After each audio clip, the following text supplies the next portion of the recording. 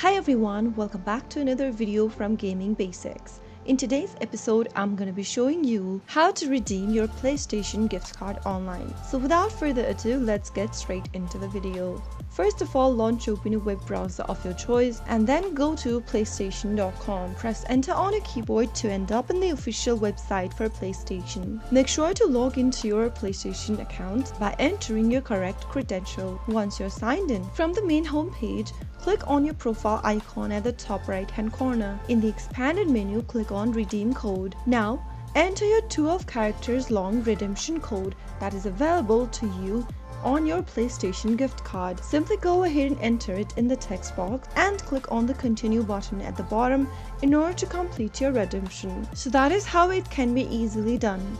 If you found the video to be helpful, go ahead and give us a thumbs up. Don't forget to subscribe to our channel by hitting the subscribe button.